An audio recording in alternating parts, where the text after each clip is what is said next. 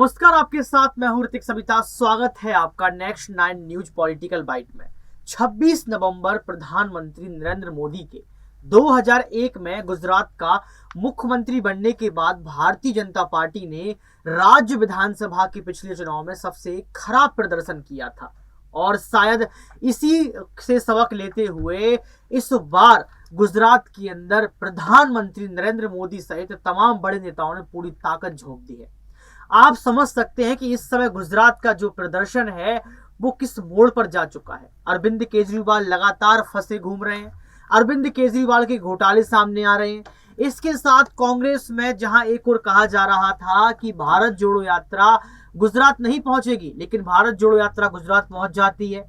राहुल गांधी एक अलग चेहरे के तौर पर निखरते हुए वहां पर बयान देते हैं और राहुल गांधी साफ तौर पर गुजरात की जनता से कहते हैं कि उनको वोट चाहिए, यानी कि गुजरात में इस बार कांग्रेस आनी ही है। तो आप समझ सकते हैं कि भारत जोड़ो यात्रा का भी राजनीतिकरण हो गया। लेकिन मेन मकसद आज हम ये बात करने वाले हैं कि आखिर बीजेपी पार्टी जो कहती है कि गुजरात हमारा गढ़ है, फिर उसको इतना मजबूती के साथ वहां क्यों उतरना पड़ रहा है। आखिर बीजेपी को इतना डर क्यों है कि वो तमाम चालियों को खेल रही है, तमाम पासे फेंक रही है, लेकिन हर बार छह लाने की कोशिश कर रही है। जी हाँ, राज्य में पहले चरण के मतदान से पहले और पिछले 20 दिनों में प्रधानमंत्री मोदी, केंद्रीय गृह मंत्री अमित शाह, पार्टी के राष्ट्रीय अध्यक्ष जेपी नड्डा सहित आधा दर्जन मुख्यमंत्री और अन्य केंद्रीय नेता लगभग 150 छोटी बड़ी चुनावी जनसभाएं कर चुके हैं। 150 से ज्यादा। समझ सकते हैं ना आप।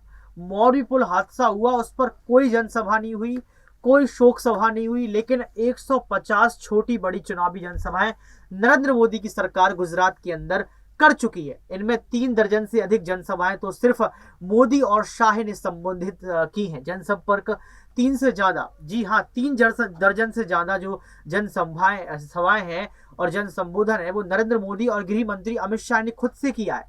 इन दोनों के अलावा पार्टी शासित राज्यों के मुख्यमंत्री तथा केंद्रीय मंत्री और जाति व क्षेत्र विशेष से नाता रखने वाले नेता भी राज्य के धुआंधार दौरे पर हैं। गुजरात की 182 सदस्यीय विधानसभा के चुनाव के लिए 1 दिसंबर और 5 दिसंबर को 2 चरणों में मतदान होगा तथा मतगणना जो है वो 8 दिसंबर को होनी है। आपको पता है, मैं आपको लगातार ये खबर देता रहता हूं।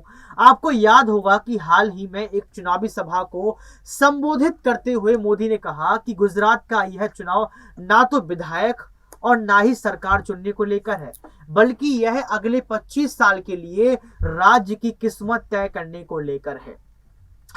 आप ये समझ सकते हैं कि प्रधानमंत्री नरेंद्र मोदी को भी इतना डर है कि बार बार गुजरात पहुंच रहे हैं।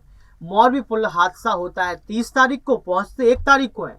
लेकिन आप ये सोचिए कि चुनाव नजदीक है, कुर्सी का ही खेल है, कुर्सी का ही मेल है, क्यों इतना अभिमान है। कुर्सी तो असमान है। इस असमान कुर्सी को बीजेपी समान बनाने के लिए ताकत झोंक रही है, लेकिन आप ये देखिए कहीं ना कहीं मुद्दों से भटक रही है।